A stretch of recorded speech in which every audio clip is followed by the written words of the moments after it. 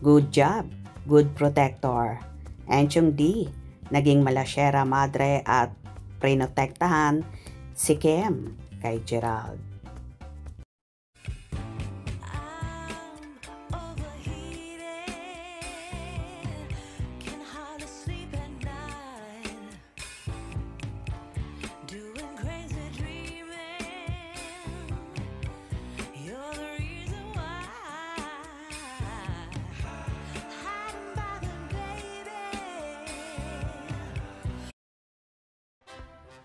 Naaliw kami sa isang fan Kim Chiu, kung saan ay tinawag nito o inihalin tulad si Enchong D sa bundok ng Sierra Madre.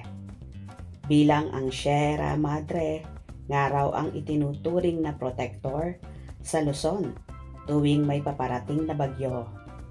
So ganun din daw si Enchong, nakitang-kita kasi sa short video clip na ang tila harangan nito si Gerald Anderson na tila lalapit kay Kim sa ginanap na Star Magical Christmas 2025.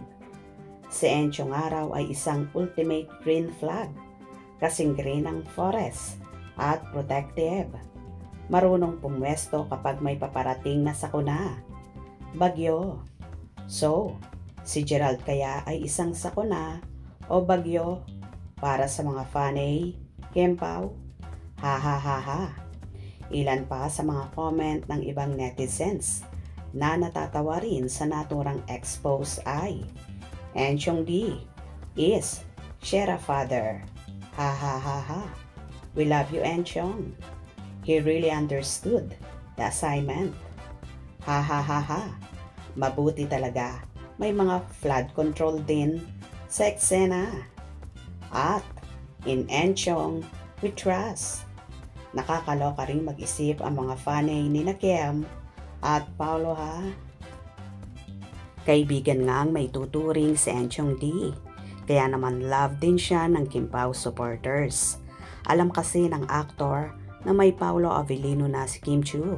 Kaya naman agad niya itong pinoprotektahan para kay Gerald. Dahil alam na alam ng aktor na magkakaroon ng issue sina Kim at Gerald.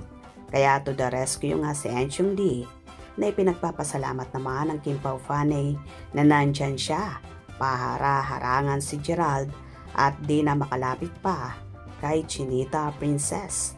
Nakakatuwa talaga ang Kimpaw fanay ha. Kaya ayan, Enchong D, ikaw ang bodyguard at protector ni Kimi kapag wala sa tabi niya ang nobyong si Paulo ha. Umaasa ang Kimpaw supporters sa iyong pagprotekta sa dalaga. Hope you enjoyed. Please subscribe for more info.